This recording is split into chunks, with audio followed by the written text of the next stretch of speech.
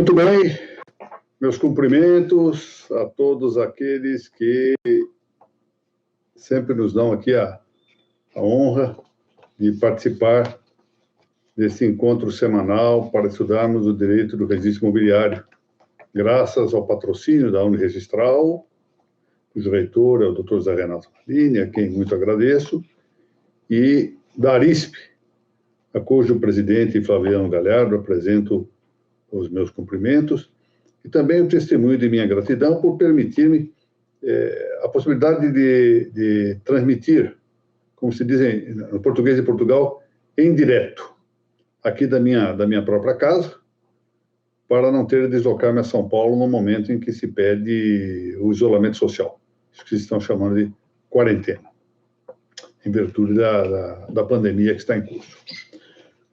A nossa exposição de hoje, de exposição, comentários, leitura e glosa, diz respeito ao número 180 da série Registros sobre Registros. Como sabem todos, esses artigos sobre os quais se baseiam as exposições, comentários, notas que estamos fazendo ao longo do tempo, são previamente publicados, um por semana, no site da Uniregistral. Ali também há uma possibilidade que é muito valiosa, e para a Uniregistral é importante, porque aumenta a possibilidade de credenciamento para um curso de pós-graduação, que, graças ao Dr. Nalini, se pretende fazer, é o impulso também do Dr. Flaviano Galhardo, pela Uniregistral. Há a possibilidade de todos nós nos cadastrarmos, o cadastro é gratuito, os estudantes têm a grande vantagem de poderem depois contar as aulas assistidas para fins de preenchimento da carga horária exigida nas faculdades. Nós não sabemos também se depois da esperada autorização para que a Uniregistral ministre aulas de pós-graduação, se essas aulas poderão ou não ajudar na contagem de títulos em concursos públicos, etc. Tudo isso vem de par com o fato de que aqueles que se inscrevem ali gratuitamente também participam do sorteio de livros que habitualmente se faz aqui nesta série. Mas hoje vamos então para a aula número 180, que diz respeito ao artigo 252 da Lei 6.015, o artigo que trata da chamada legitimação registral, um artigo que condensa o princípio da legitimação registral, e a perempção da hipoteca, de que nós estamos tratando.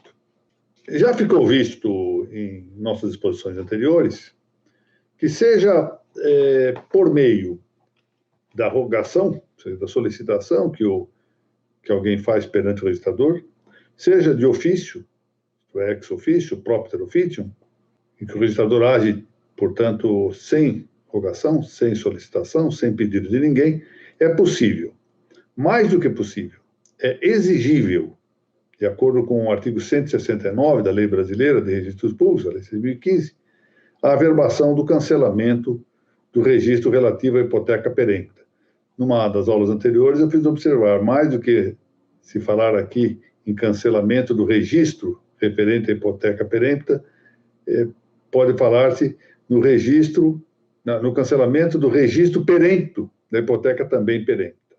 Em outros termos, o que aqui se trata de saber é se a hipoteca perempta importa ipso facto, pelo só fato da sua perempção, no correspondente registro perempto. Ou seja, é automático.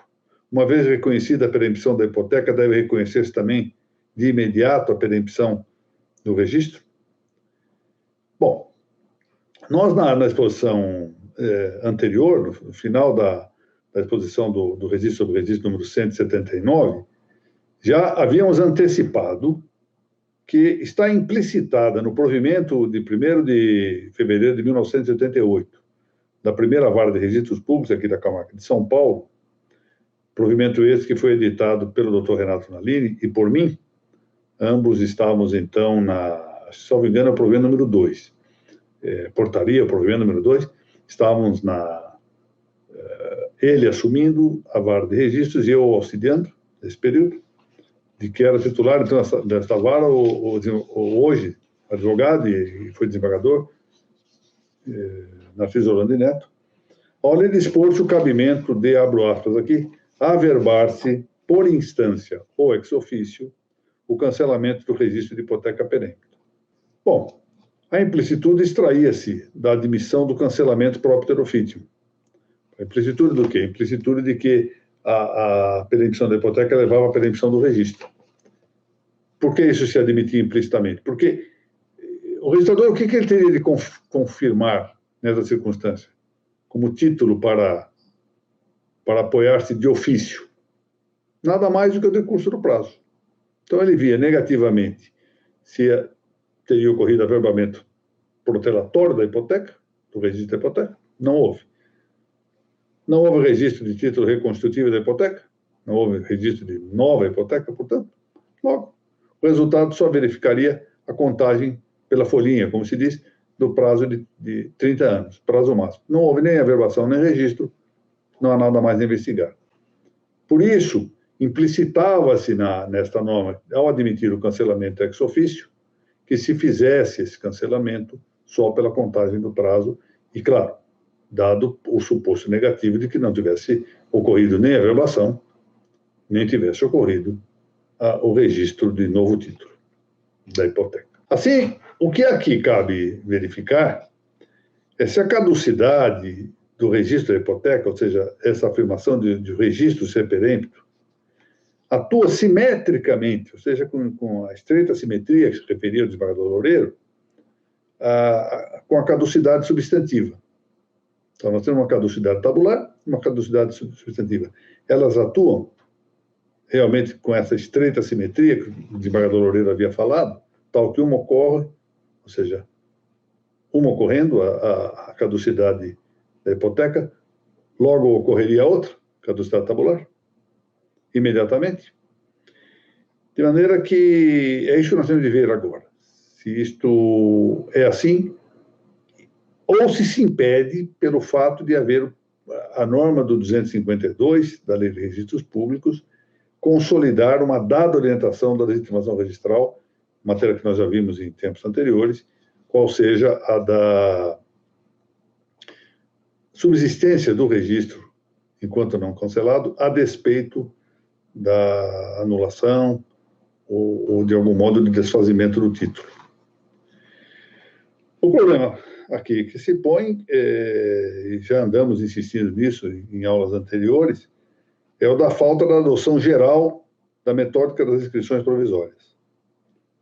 Que são essas inscrições provisórias? São aquelas que perdem a sua eficácia pelo só decurso do tempo. Ou seja, não há na lei brasileira uma indicação geral deste método, ou técnica, se quiserem, da inscrição provisória.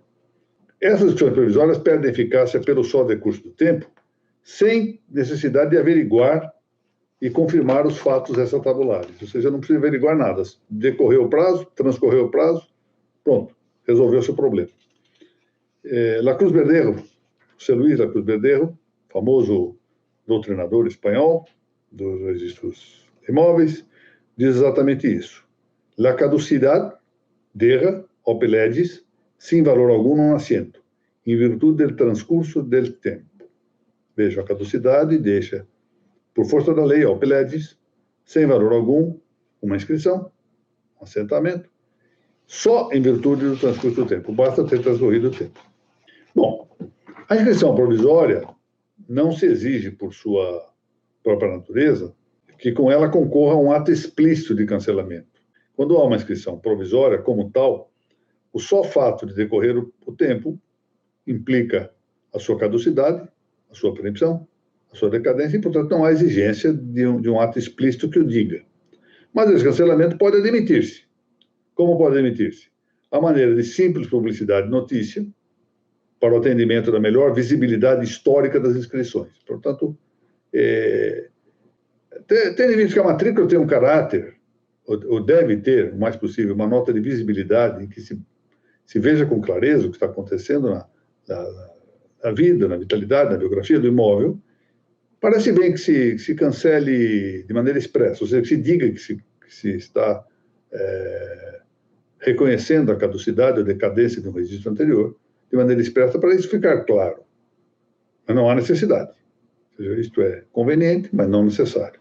É fato que, ordinariamente, prossigo eu aqui no texto, depois de ter corrido o prazo da vitalidade de uma inscrição provisória, o status que por ela se publica extingue-se, porque é afligido de caducidade, sem que se reclame esse efeito publicitário resultante de uma inscrição de cancelamento posterior. Não há necessidade, portanto, é o que estamos afirmando. Todavia, insisto nisso, nada impede que prevejam as leis de regência facultativa ou obrigatoriamente a inscrição do cancelamento. Aí está. Nada impede que o legislador diga, olha, de fato, já está extinto, isso é caduco, decadente, não produz mais efeito, mas eu faculto que o legislador inscreva. Ou, diversamente, eu obrigo que o legislador inscreva. Nada impede. Não há inconveniente nisso. Tome-se em conta esse exemplo, que se recolhe no direito argentino, que tem a prática da inscrição provisória. O artigo 33 da Lei Argentina 17.801, de 1968, ao tratar das inscrições provisórias, sejam elas preventivas quanto condicionais, prevê em sua parte final o seguinte: el cumplimiento de condiciones suspensivas o resolutorias que resulten de los documentos inscritos, así como las modificaciones o aclaraciones que se instrumenten con relación a los mismos, se harán constar en el folio respectivo, por medio de notas aclaratorias, quando expressamente assim se solicite. Ou seja, é quase, por assim dizer, um português toreado. O cumprimento ou satisfação das condições suspensivas ou resolutórias que resultem dos documentos inscritos, assim como as modificações ou esclarecimentos que se instrumentem com relação a eles, se lançarão ou se farão constar no folio respectivo, por meio de notas aclaratórias, no nosso caso seria averbações, quando expressamente assim se solicite. Aqui, entretanto, eles deixam esta condição final.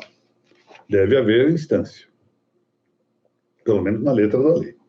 Desta maneira, numa primeira compreensão, tem-se aí previsto uma inscrição negativa, que é a nota aclaratória, que corresponde ao nosso averbamento, negativo, com efeito de retificação negativa, que se enuncia sob o modo de mera faculdade do interessado. Notem bem, quando expressamente assim se solicite. Não só se impõe a rogação, mas também parece insinuar-se aí a facultatividade da prática do ato. Pode a lei, diversamente, prever que a inscrição negativa com caráter obrigatório deva ser o mais prudente a adotar em vista de certas situações. Nada impede, portanto, que, em vez de deixar isso facultado e dependente da solicitação, da rogação do interessado, ou de qualquer interessado, a lei obrigue, efetivamente, a prática do ato, seja pelo interessado só, ou por algum interessado, seja de ofício.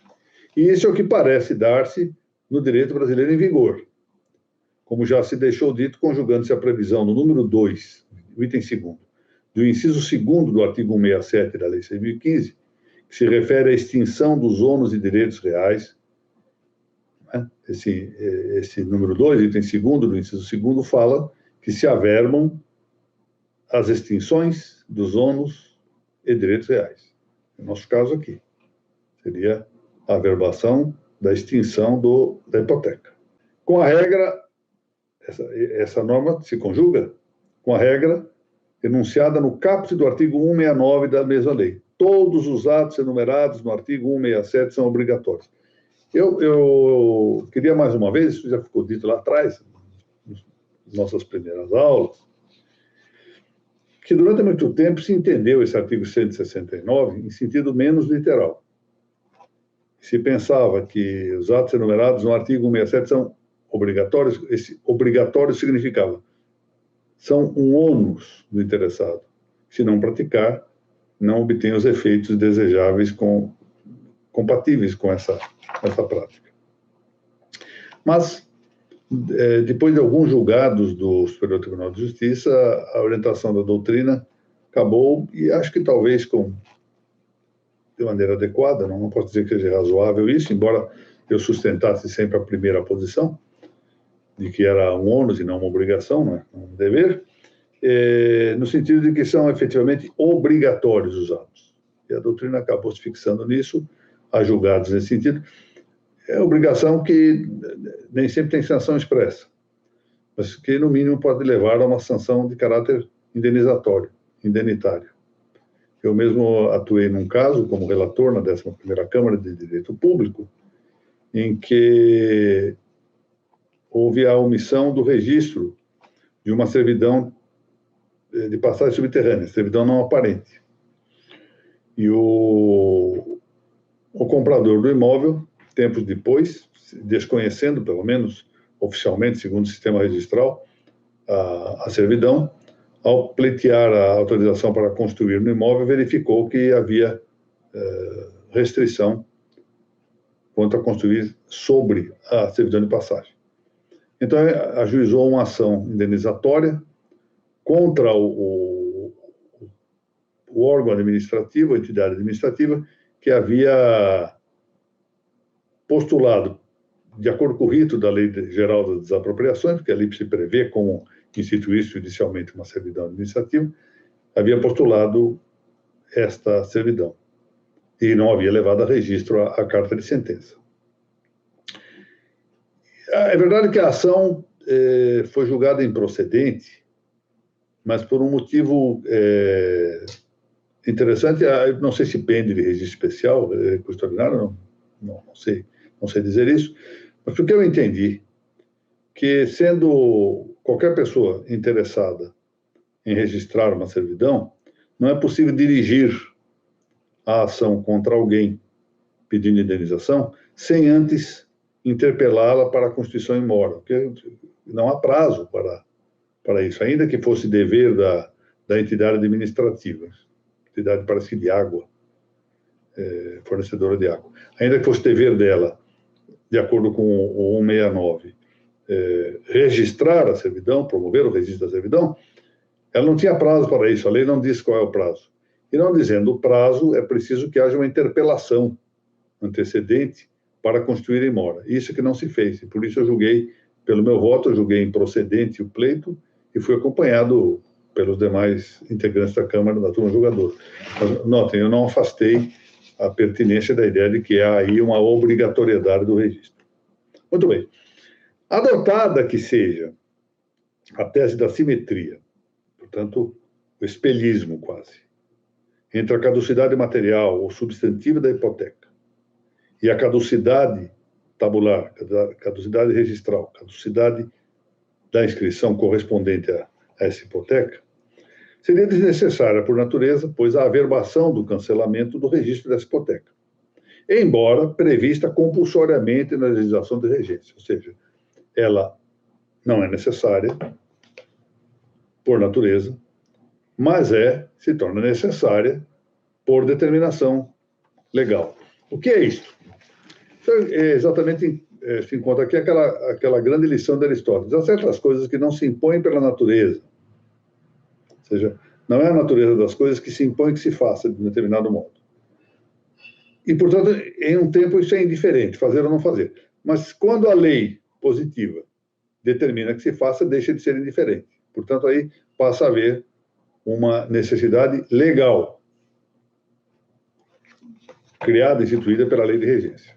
A questão, entretanto, deve ser aprofundada, porque ela se traduz com uma agudeza sobre dois aspectos. O primeiro aspecto está em que não é próprio, ainda que o caso possa convocar alguma analogia, dizer que o registro de uma hipoteca seja tipologicamente de caráter provisório.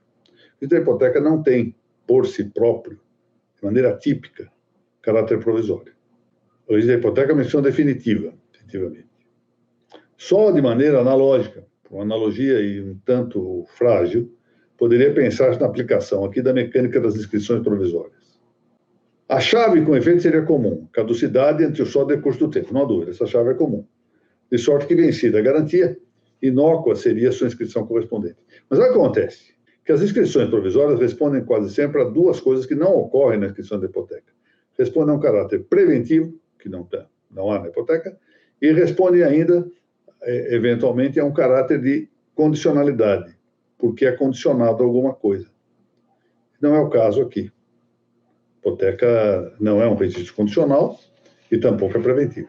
Por isso, a única possibilidade de analogia seria o fato de que se prevê sua caducidade, ou seja, é um registro que não tem ideia de permanência, porque é um registro de algo que não pode ser perpétuo.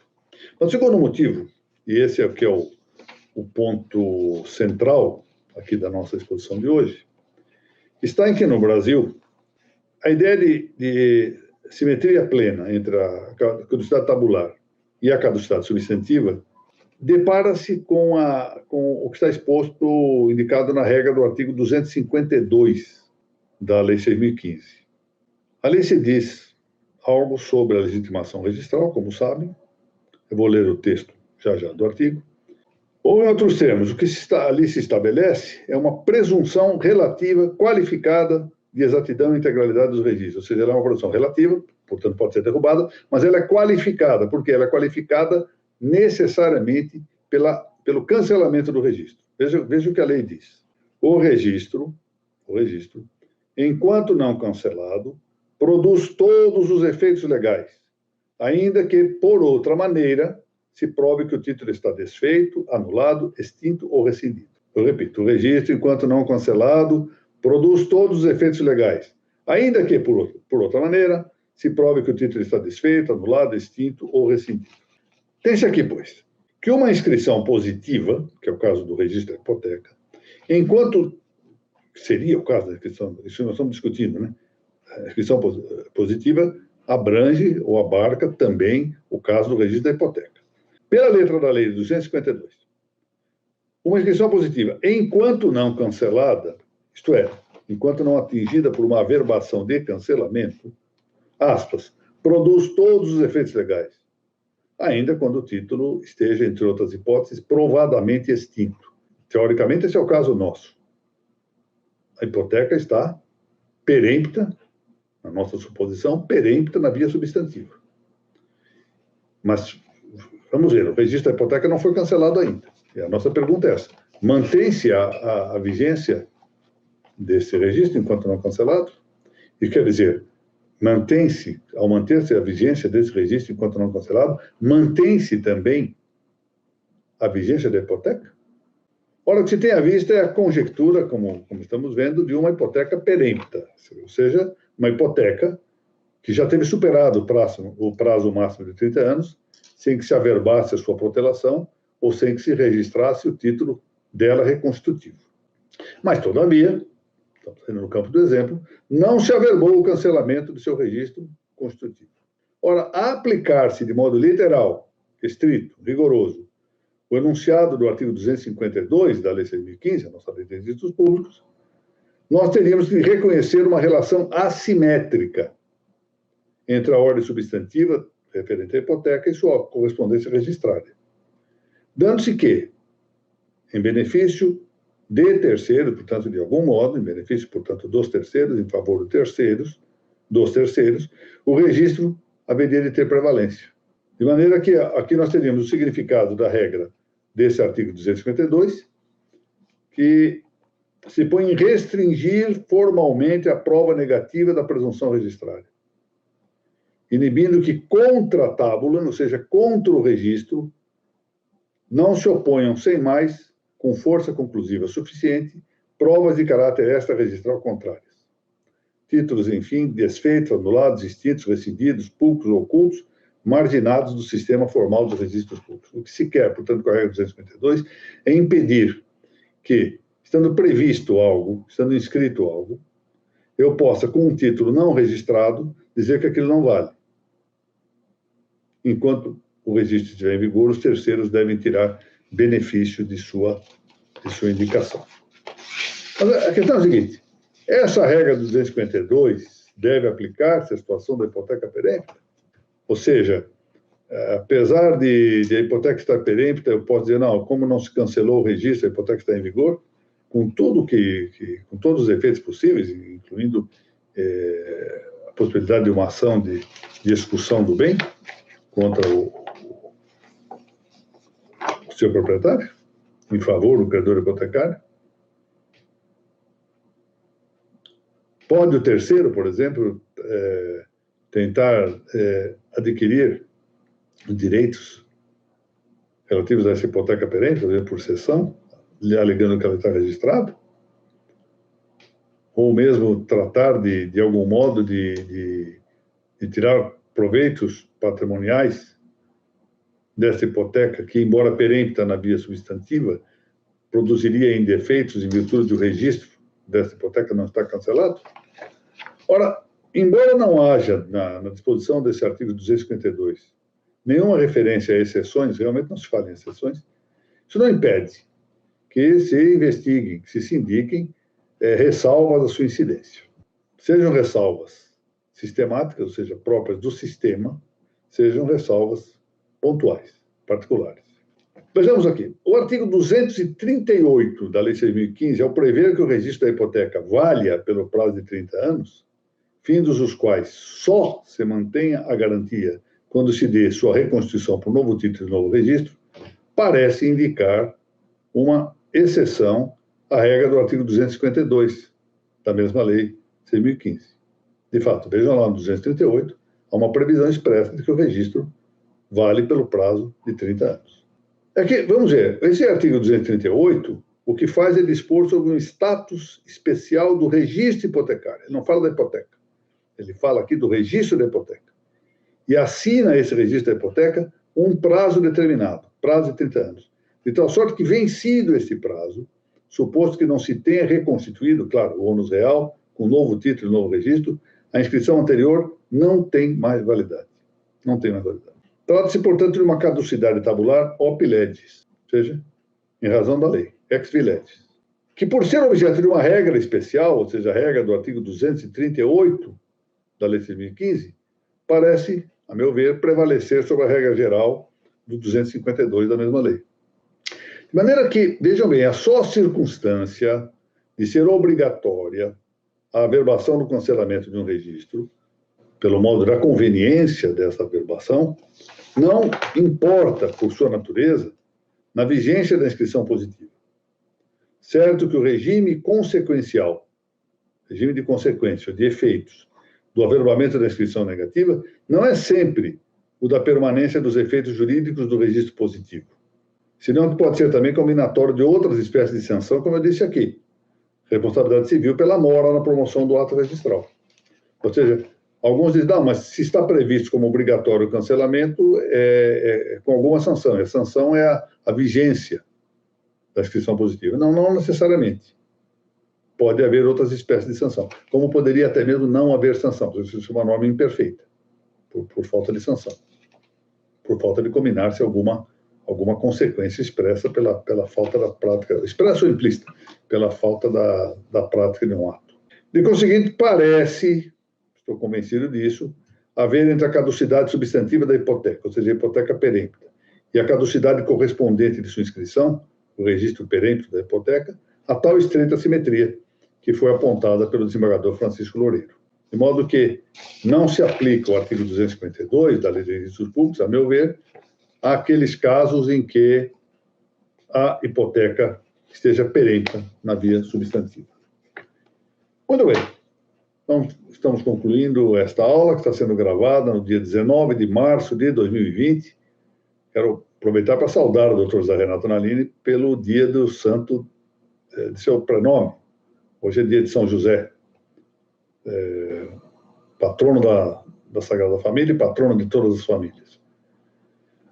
Agradeço ao Dr. Flaviano Galhardo a ocasião que nos permite mais essa reunião. Agradeço muito ao público que nos assiste pela via eletrônica. Sinto um pouco de falta da ideia de que estou falando ao vivo com essa gente. Eu lamento que eu esteja fazendo, como dizem os portugueses, em direto, mas não ao vivo.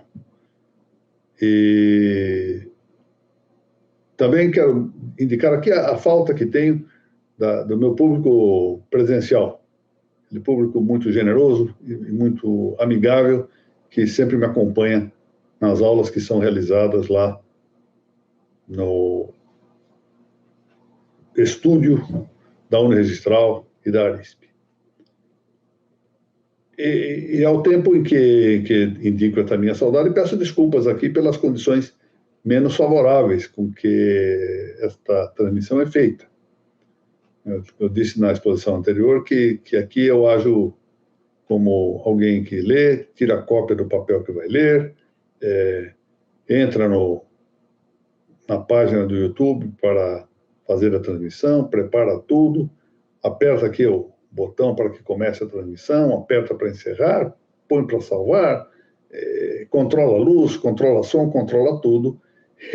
E isso, evidentemente, é precário. O próprio ambiente parece precário para isso, como vem aqui. Aquilo que está ali atrás é o que alguns chamariam de biblioteca. Se nós entendermos por biblioteca, amontoado de livros. O problema é que, se nós entendermos por biblioteca uma ordenação, um conjunto ordenado de livros, isso aqui tem pouco de ordenado, infelizmente, porque é outra coisa que tenho que fazer aqui em casa.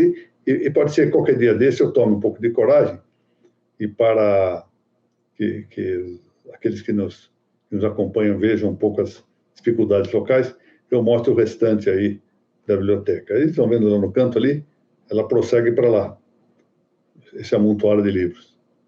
É assim que eu vou suprindo as lacunas manifestas da minha formação. Como todos nós temos lacunas, todos nós. Muito bem.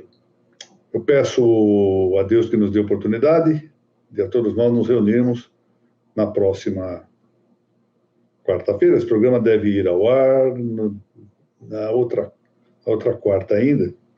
Eu já nem sei nem que dia é. 19, quinta, 18, 25. Deve ir ao ar no dia 25. E que nós possamos nos encontrar ainda já agora no mês de abril. E quem sabe, se Deus assim o permitir, eu peço licença para, aqui no gesto de caso pessoal, indicar a grande e necessária intermediação. Estão vendo ali ao fundo a imagem de Nossa Senhora? A grande intermediação de Nossa Senhora para que cessem os efeitos destas agruras pestilenciais pela qual estamos passando. Isso não é novidade na história do mundo, nem do mundo contemporâneo.